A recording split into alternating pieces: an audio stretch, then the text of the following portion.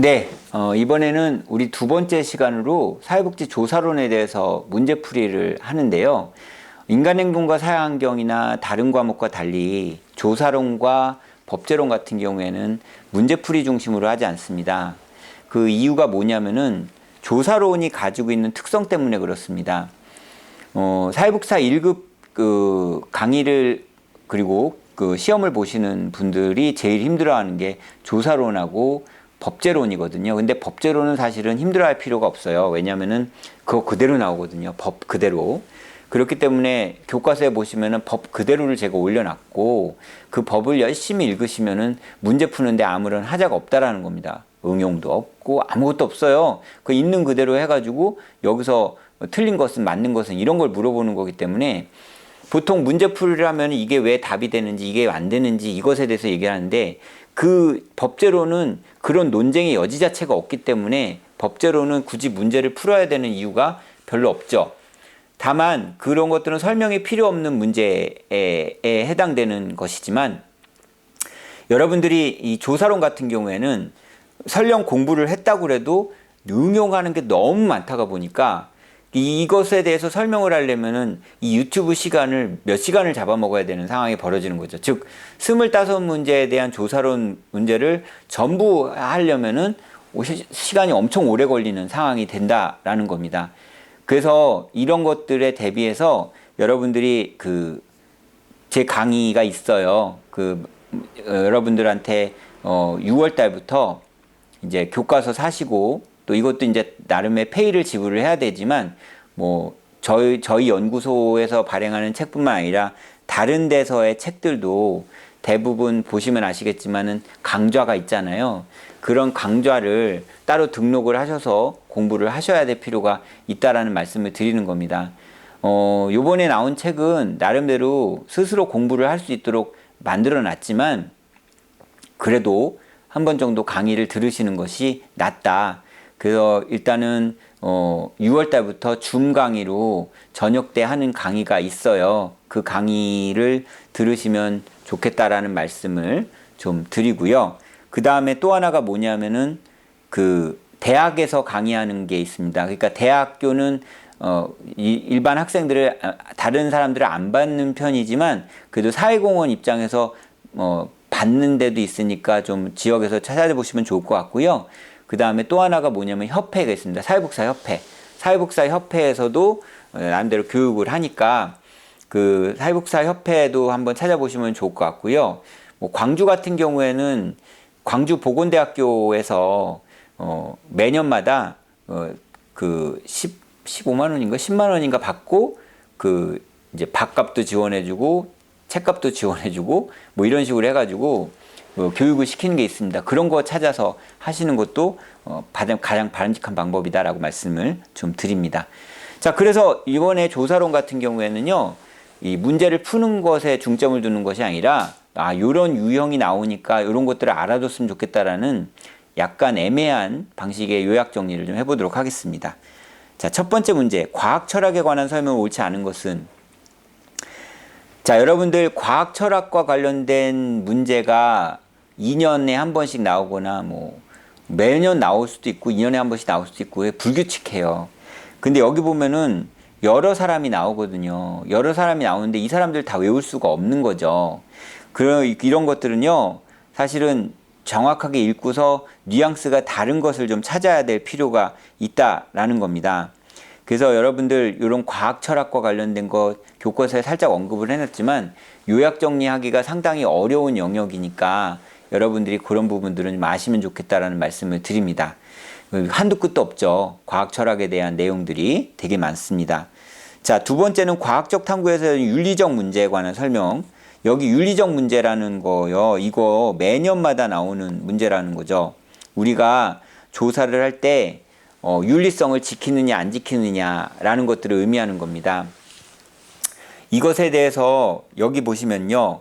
2번 한번 보시면은 자, 어떠한 경우라도 연구 참여자 속이기는 허용되지 않는다라고 얘기하는데 이 맞죠? 어떠한 경우에도 연구 참여자를 속이면은 안 된다라고 얘기를 하는 겁니다. 그런데 여러분들 이걸 아셔야 돼요. 사회복지에는 극좌와 극우는 존재하지 않습니다. 어떠한 경우라고 얘기하는데 우리가 실험을 할 때요. 그 사람한테 그 실험 안에서의 변수를 최소화하기 위해서 실질적으로 그 사람한테 고지 안 해주는 게 있어요. 그죠? 연구 참여자를 속이는 것은 나쁜 거고 그러면 안 되는 거지만 그렇지만 그 연구의 목적에 의해서 연구 참여자를 속여야 될 때도 있을 수가 있겠죠. 그런데 그게 극소여야 되는데 어떠한 경우라도 라고 얘기하는 것은 잘못된 얘기라는 거죠. 무슨지 아시겠죠? 그래서 사회복지는 극자와 극우가 없습니다. 절대로 그런 일은 절대로 없다. 이런 것들은 나오지 않는다라는 것을 말씀을 드리는 겁니다. 그러니까 몇 번입니까? 1번이 답이 되겠죠. 나머지는 다 맞는 거예요. 제가 그랬죠? 여러분들 항상 얘기하지만 옳지 않은 것은이라고 한다면 그거 하나 빼고 옳은 것은 다 읽는 것이 굉장히 중요하다라고 말씀을 드립니다. 그 다음에 과학적 지식의 특성에 관한 설명으로 옳은 것을 모두 고른 것. 그러면 조사에서는 경험이라는 단어가 굉장히 중요한 거예요. 그러니까 경험적으로 검증 가능해야 된다라는 것은 맞는 말이 되겠죠. 그죠? 예, 맞는 말이 됩니다. 그럼 기억자 들어가는 거죠. 기억, 그 문제 푸는 요령은 계속 말씀을 드립니다. 예, 문제 푸는 요령은 계속 말씀을 드립니다. 기억, 그 다음에 기억, 그 다음에 기억, 그 다음에 디귿, 기억, 니은, 디귿, 기억, 니은, 디귿, 리을이니까 니은 한번 보세요. 연구 결과는 잠정적이며 수정될 수 있다라고 해요. 과학적 지식이라고 한다 그러면, 예, 그러면 이건 맞는 말이죠. 예, 맞는 말입니다. 그럼 니은, 그럼 이건 아니죠. 이것도 아니고, 그죠? 이것도 아니에요. 그럼 기억, 니은, 그러면 디귿까지 다 맞은 거니까 읽을 필요가 없죠. 리을, 같은 절차를 다른 대상에 반복적으로 적용하여 같은 결과가 나오는지 검토할 수 있다. 이것도 맞는 거죠. 그러니까 몇 번입니까? 5번이에요. 이것도 제가 교과서 안에다가 항상 넣어놨었어요. 그 다음에 네 번째, 다음 설명은 조사 유형. 동일한 표본을 대상으로 시간을 달리하여 추적 관찰하는 연구, 일정 연령이나 일정 연령 범위 내 사람들의 집단이 조사 대상인 종단 연구. 그러면 여러분들 종단 연구, 횡단 연구 이런 것들을 알아두셔야 돼요. 예, 종단 연구, 횡단 연구 이런 것들을 알아두셔야 될 필요가 있습니다. 자, 그래서 여기 보시면은 뭐냐면은 이 경향조사, 자 보세요. 패널조사, 경향조사, 예, 패널조사, 경향조사, 코호트조사. 이거 동류집단 조사라고 얘기를 해요. 예, 동년배 조사 이렇게 얘기를 하는 거라고 보시면 좋을 것 같습니다. 자, 그렇다고 한다고 그러면요. 일정 연령이나 일정 연령 범위 내라고 하면은 이거 동류집단이죠. 그러니까 코호트 조사가 들어가야 되는 거예요. 그러면 경향조사나 패널조사인데 경향이라는 것은 이러한 방향성이 있다라는 것들을 얘기하는 거고 패널조사는 대상을 얘기하는 거기 때문에 5번이 되는 거죠. 이런 것처럼 이런 종단 연구, 횡단 연구, 그럼 종류 이런 것들을 물어보는 문제가 상당히 많이 나옵니다. 그 다음에 이 분석 단위에 관한 설명 요거는 그냥 넘어가고요. 변수에 대한 문제가 또 나옵니다. 변수는 독립변수, 종속변수, 그 다음에 매개변수 이런 변수들이 있다라는 것들을 의미하는 거라고 보시면 좋을 것 같습니다. 예, 그래서 변수와 관련된 문제를 많이 보셔야 될 필요가 있는데요. 자, 여기 너무 쉬운 문제가 독립변수는 결과변수래요. 이건 완전 틀린 거예요. 독립변수는 결과변수가 아니라 원인변수예요. 종속변수는 결과변수고. 그러니까 문제가 어려운 게 아니었다라는 거죠. 예. 그렇기 때문에 이런 변수에 대한 정의를 명확하게 아시는 것도 중요하다라고 말씀을 드리는 겁니다. 그 다음에 연가설과 연구가설. 이거 맨날 나오는 거예요. 예. 이거는 always. 이 말 그대로 항상 나오는 거예요. 항상. 그 연구가설은 불만이 많은 애고요. 연가설은 바른생활 사나이라고 제가 설명을 드렸는데 그런 것들이 나오는 거라고 보시면 좋을 것 같습니다. 예, 연구가설은 연구의 개념적 틀 혹은 연구 모형으로부터 도출될 수 있다. 이건 맞는 말이고요. 연구가설을 그 자체를 직접 검증할 수 있다. 그 자체를 직접 검증할 수 있다는 게 직접이 아니라 실험을 통해서 검증할 수 있는 거라고 보시면 좋을 것 같죠. 연가설은 연구가설의 감정 결과에 따라 채택되거나 기각된다라고 얘기하는데 결과에 따라 채택되거나 기각된다. 라고 얘기하는 부분들은 아니다. 예. 그 다음에 기각이 됐을 때 연구가설이 검정이 되는 거죠. 예, 요거는 순서가 좀 바뀌었다라고 보시면 좋을 것 같습니다. 네, 8번 문제 한번 볼까요? 자, 인과관계 추론에 관한 설명으로 옳은 것은, 자, 한번 읽어볼게요. 독립변수들 사이의 상관관계는 인과관계 추론의 1차적 조건이다 라고 얘기하는데요. 여러분들 독립변수는요, 원인이 되는 변수를 독립변수라고 얘기를 해요. 독립변수 사이의 상관관계라는 것 자체가 사실은 애매모호하죠. 예. 이거는 말이 안 되는 거고, 그 1차적 조건이고 뭐고 이런 거 상관없이. 그 다음에 독립변수와 종속변수 간의 관계는 두 변수 모두의 원인이 되는 제3의 변수로 설명되어서는 안 된다고 하는데, 요거가 뭐냐면요, 관계를 바꿀 수 있는 게 외생변수거든요. 정확한 변수에 대한 어떤 상관관계가 나오려면요, 외생 변수를 제거한 상태에서 나와야 되는 거니까 이건 2번이 맞는 거예요. 그러니까 지금 제가 여러분들한테 설명드리는 이 내용들이 사실은 여러분들 입장에서는 설명을 듣는다고 하지만 뭘 명확하게 알아야 이게 설명이 되는 거잖아요. 독립변수가 뭔지, 종속변수가 뭔지, 외생변수가 뭔지 이런 것들을 알아야 되니까 이 변수에 대한 이 정의를 명확하게 알아두셔야 될 필요가 있는 것이고요. 자, 그 다음에 척도도 잘 알아두셔야 돼요. 척도와 관련된 문제가 상당히 많이 나오는데 명목척도, 서열척도, 비율척도 이런 것도 있지만 리커척도, 보가더스 척도, 어휘적 분화척도 이런 것도 있단 말이죠. 이런 척도에 대한 명칭을 알아두셔야 풀 수 있어요. 자, 보세요. 9번 척도의 종류가 올바르게 짝지어진 걸 하면은 종교, 기독교, 불교, 천주교, 기타 이거는 뭐예요? 서열이 없는 거예요. 기독교가 위고 불교가 미치고 이게 없는 거라는 거죠. 불교에서 들을 때는 기독교가 위라고 그러면 기분 나쁘고 기독교에서 들을 때 불교가 위라고 그러면 기분 나쁘잖아요. 이건 그냥 이름이에요. 이경국이면 이경국이 그냥 이름이라고. 이걸 우리가 뭐라고 한다? 명목척도라고 얘기를 하는 거라는 거죠. 그러니까 이 정의를 알아야 풀 수 있는 문제가 되는 거예요. 명목척도. 그 비율 서열 아니니까 1번, 2번 중에 답이 하나인데 교육 연수, 교육을 받은 연수예요. 정규 학교 교육을 받은 기간을 얘기하는 거죠. 그럼 서열 척도는 그 안에 서열이 있어요. 첫 번째, 두 번째, 세 번째 이렇게 되는 거라고 보시면 좋을 것 같습니다. 그러니까 이거는 뭐예요? 예, 이거는 서열 척도는 아니죠. 비율 척도가 되는 거죠. 그러니까 답은 2번이 되는 거라고 보시면 좋을 것 같습니다.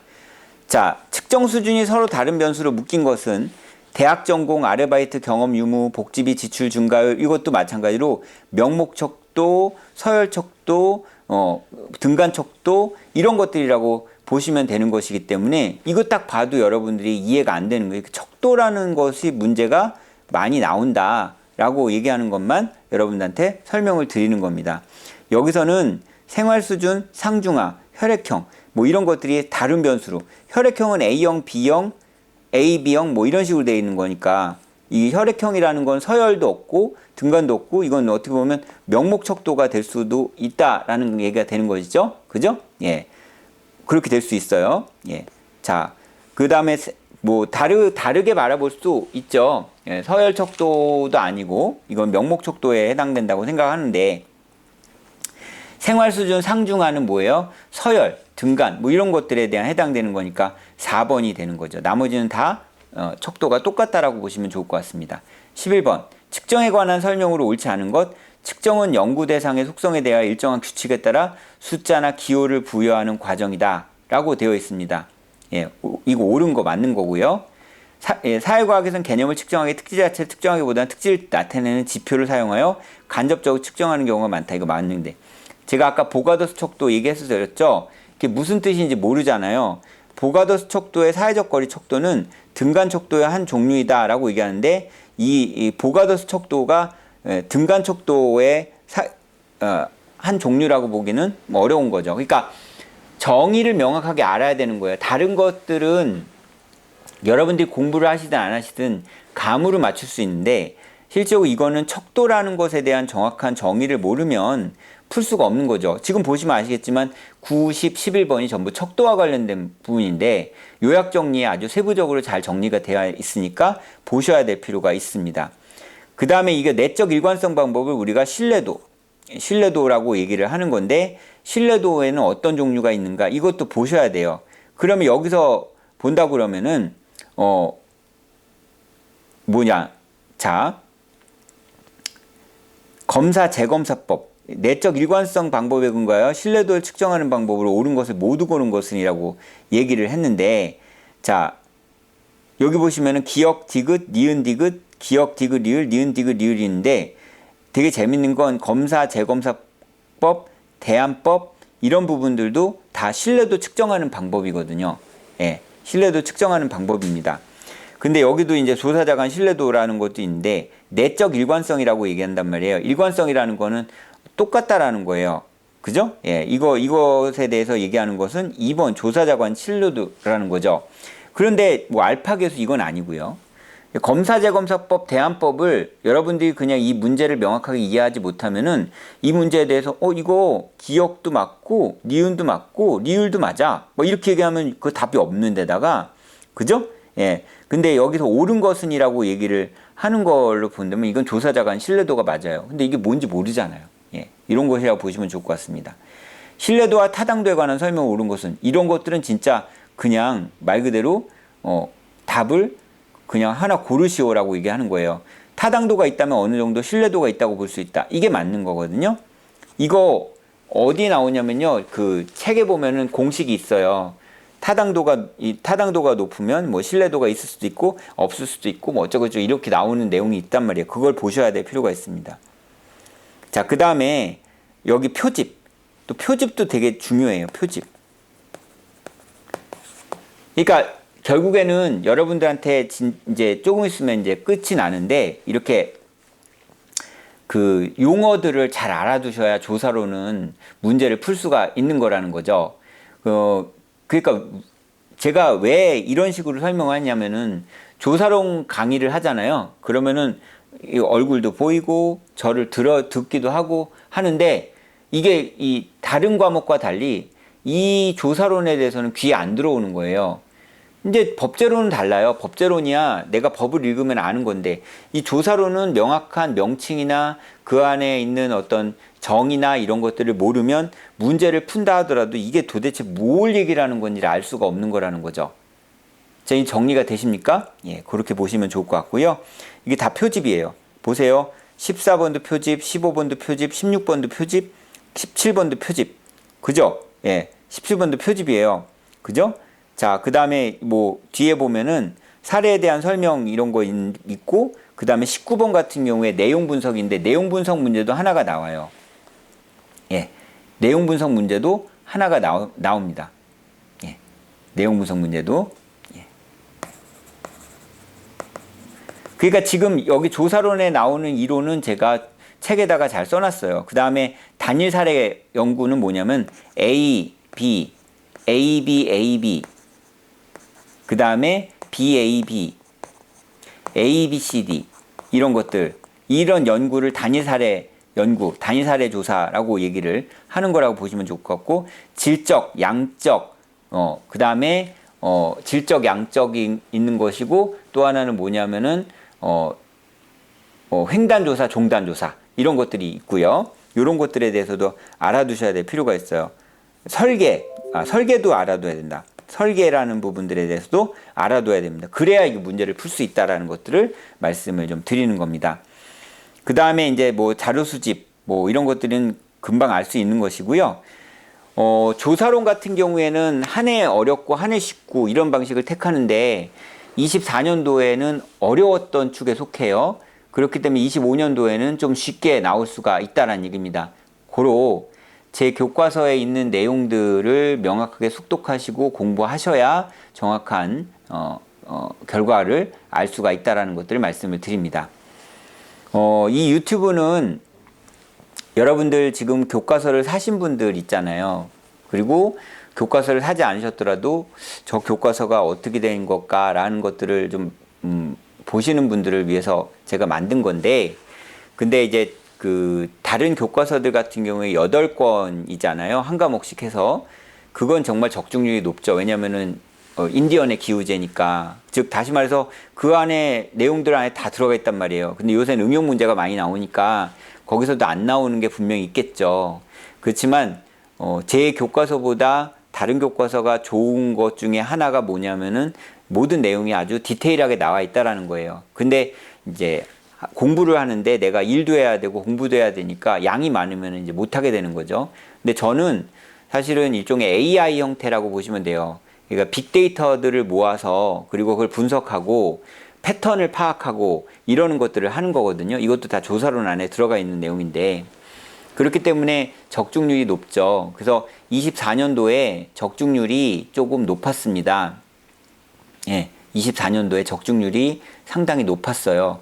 그 이유가 뭐냐면은 95%, 90%, 뭐 85% 이렇게 나왔었는데, 그 언급한 내용도 있고, 정말 문제에다가 대입을 할 수 있는 것은 70%까지도 나왔었습니다. 그렇기 때문에 여러분들 지금 조사론에서 제가 말씀드린 것처럼 어떻게 해줘야 된다? 예, 조사론에 대한 어떤 정의, 그 명칭들 이런 것들에 대해서 전부 알고 계셔야 될 필요가 있다라는 말씀을 좀 드립니다. 자, 여러분들 이제 두 번째 과목까지 마치셨어요. 이제 세 번째 과목부터 실천론, 실천기술론 이런 것들은 조사론과는 좀 차원이 달라서, 그러니까 조사론이 다른 과목들과 차원이 좀 다른 거죠. 그래서 이렇게 설명을 드렸고요. 법제론이 이런 식으로 설명을 드릴 겁니다. 여러분들 그런 것들 염두에 두시고 공부하시면 좋겠다라는 말씀을 드리는 거고요. 동기부여, 동기부여가 제일 중요하다라는 말씀을 드립니다. 수고하셨습니다.